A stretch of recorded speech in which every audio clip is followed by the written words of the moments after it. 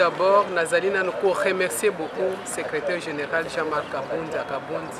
pour la musala oya salaki. Longo nya papa, Zambé a pambola yo, aba excellent mikolo, apeso pe makasi. Nakanisi ke nyonso eza mabongisa nzambe. To ebite lelo ozo déposer des missions mais lobi pe to ebite o ekoya. Nyonso to tikeli ya nzambe. Parce que na kotala ka constance na yo, détermination na yo. Le lenge yo bateli parti oyo vraiment en tout cas ozo mériter remerciement na biso. Le 2, le loto ye awa pona tina na likambo ya dépôt na yo ya démission. Ya solo na procédure normale et sengeli sa le mandenge wana. Parce que ozaki na mandat ya ko sala musala pour un temps et pour un temps esengeli pe otika. Loko la mission na ezaki que non o mema UDPS tina congrès. Ce qui président Asika abimi et au déposé yangwana lelo to lingaki que non mokili mobimba esengeli emona officiellement que non Jean-Marc Kabondi a déposé des missions na officiellement. Ezate loko moko ezo sema na katimini esema na kundulupe po batu babanda ko mirimire po batu babanda ko loba n'importe quoi non. To sepeli na acte wana esengeli démission na esalema officiellement pour monde entier ba mona ke ya solo asaki musala na ye si na temps ya congrès lelo lokola président Sika abimi allez bazo sala remise et reprise soki lelo ekosenga ke président ye moko ako reconduire wana étalier soki akoloba ke ote ako reconduire te wana étalier te wana étalier wana makambo wana totikeli yango kaka nzambe mais biso tozana esengo makasi ya ko reprocher ye ezate aza en tout cas aza motine na Tshisekedi ayebaki ndenge na temps ya Jésus ba mage bazaki kotambola bazo orienter bango ke ti étoile les otambisa bango ke bokende ti na Bethléem nde place Jésus mwana abotami esprit ya Tshisekedi etamboli poto mobimba etamboli Kongo mobimba eke kokoya ti na Kamina po ekende kozwa mwana mobali oyo bandeko na ndeko na nga Natali musala mwa mobali asali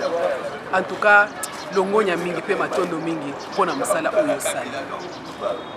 Merci mingi mwana mboka. Merci ndeko. Mbote maman. Mbote papa journaliste. Ozali vice-présidente ya Ligue des femmes. Ezande boy papa. Ah, lelo tozali komona mboka na biso ekotambola bien te.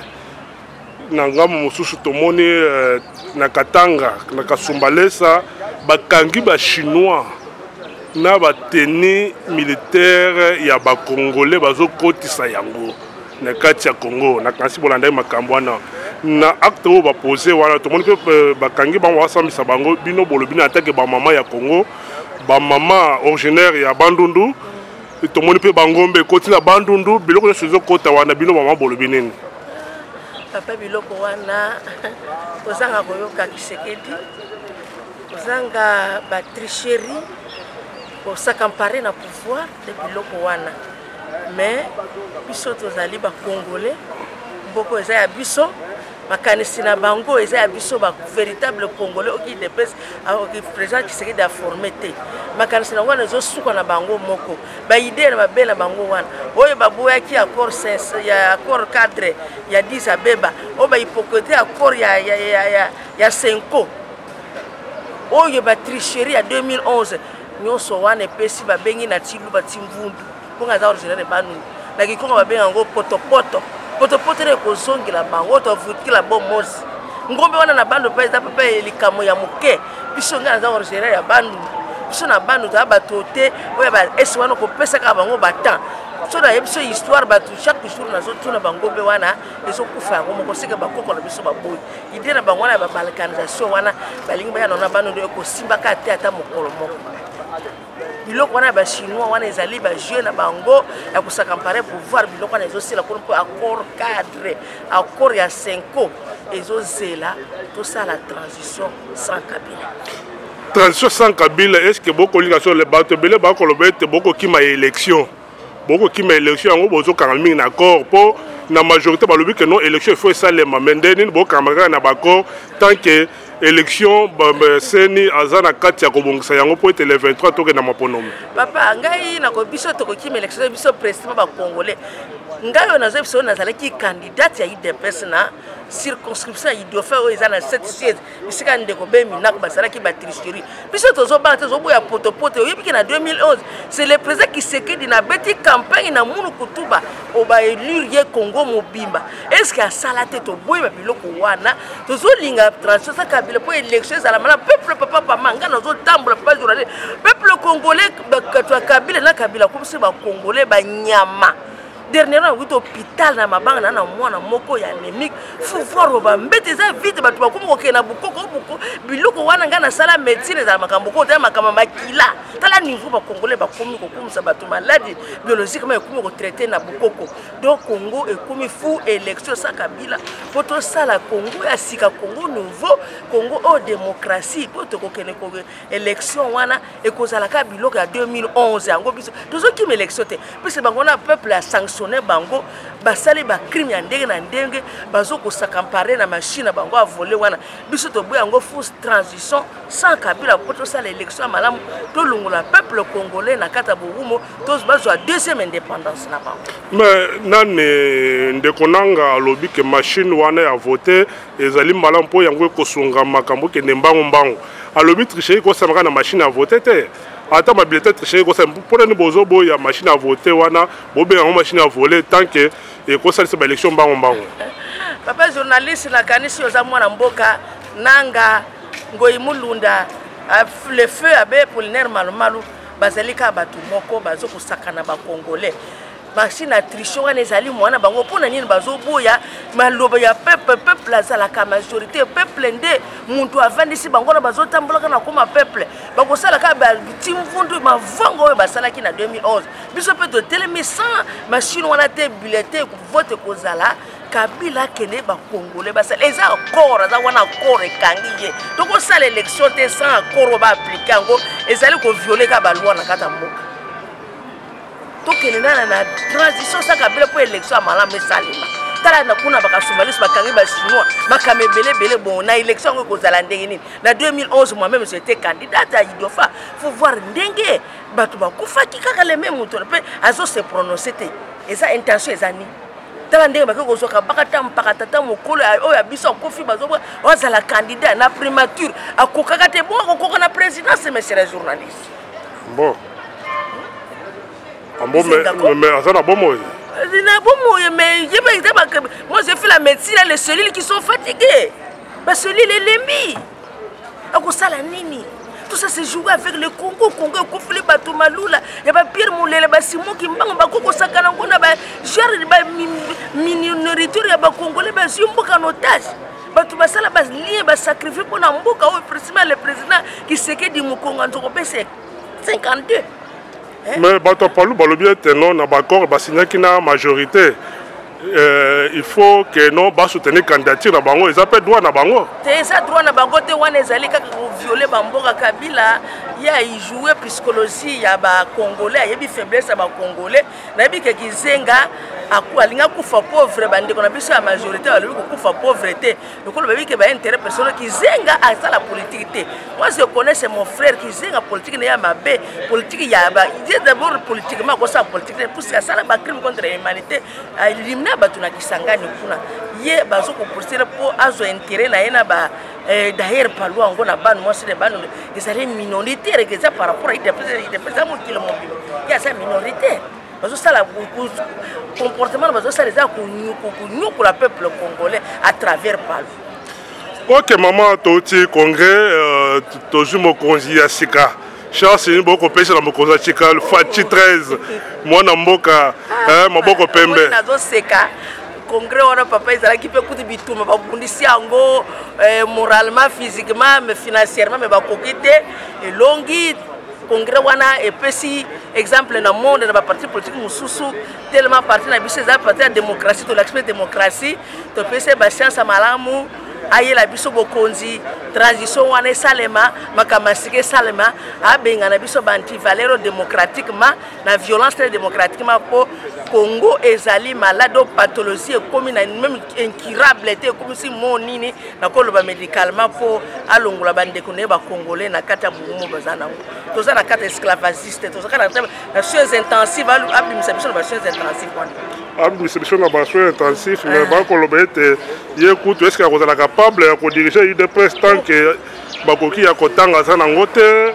makambo ebele bako critiquer eh papa ngana koloba te bango wo français azokoloba wana tanga kiango wapi Fassi Atanga, c'était un combattant que je connais jusqu'au nerf de moi le pinaire. On a commencé de lui malgré ça. Là qui pour na banana ba cellule. Fassi Atanga ba diplôme andika na papa to za na prison ya ba diplôme ngote kutu te asala nde musala akokoka. Asa albalaxi kaza capable de quoi to lingi ye po biso to yebi ye yango wana to tie ye wana. Botie wana eloko ni boko zela malongo pa na ye. Na mikolo sali koya pour la partie bon on a Jean-Marc Kabuno basali dioba partie ba ko améliorer partie moi ba rere zala ki ba ko bongisango na kata famille na ko boti bana 12 bana nyonso ba ko zala comprendre mon côté moi ko ko sezali ba bongisi yango toke mapuna miobie mapuna mio ko zala travers transition sans Kabila mama na biso lelo oyo toko tala UDPS na ndenge zaelaki lobby na lelo changement nini oyo koki komona kati na yango eloko nini oko remarquer que non iko pesa espoir pour na lobby UDPS en tout cas na za moni le président kufaki na kanisa ozwaki intervenir na za ko lela na munoko nyos ya bandundu ya idofo na peta ki campagne ya président Kisekedi na lela ki na kimbunda na kidinga na kingoli na kilori pour na kanisa ki ka Kisekedi de kufesili mais surprise man nzokande abota ban même tande na oloba bina za Kisekedi na ko dirige même Congo après facile cause à la base oui papa le président monsieur les journalistes Kisekedi a tiki ba bilombe kabuna za wana papa espoir de presse kumi giyo yekuta sakante o yena ngwa le benga na beti yo na film muntu awa kusakana na kati de presse ko yana timfundo pe ko vivre ngona film Jean-Marc Kabuna Félix parti zo kuma su diyo makasi ko lega même président le razalaki. Ok mama na biso toloba nanu makambo etali procès o ezali na tribunal ya Matete esika wapi mwana mboka Jean-Marc Kabunda na loseke o azali président délégué ya UDPS bala bako potana olobi nini pona yango papa wana na koloba nini bati bala wana na baloseke wana batu bayebi secret ndenge za wana bakokokate puisque Kisekedi na mundela kokayete bon ye loseke na ti bala bakokoka ndenge nini eza impossible procès wana mokolo ba le ba katango na injustice bakokata do peuple congolais nyonso akokende babuma bango po UDPS ezali ya ba congolais ya zali droit de do à défendre ka Congo azali défenseur ya peuple congolais UDPS que vous voyez eza masekite bazoti a musapi na moto bakuzika pa batika le seke wana ndeka za wana yebi c'est médecin à Simba à palper à percuter à inspecter Kisekedi atika babiloko wana mbongo basi bazie koki batika aibi quand même alien na Kisekedi mbongo ndeme ememaki bango sont de collaborateurs on a travaillé avec nos séquelles d'abord c'est mon professeur m'a donné cours de neurologie après ce conseil atika biloko zo sala mais lelo le seka zo bakeno Kabunda zaki na bokasi wana te ya ko convoquer congrès parce que congrès na bango parce que eloko congrès ba convoquer bango ba benga ko ezali ko ya famille bazana qualité te bangonde ba convoquer congrès ya bangonde zaki malamu po bazaki na qualité lelo président aza déjà kuna na côté na bango yo sala mes aventure te ba aventure zande bango bazaki na ngambu puisque na haute trahison basali biso to yebi na UDPS za la kandenge wana nous on a commencé ba birindwa basala biloko wana liawa sala ngo abenga koto tricorite tribal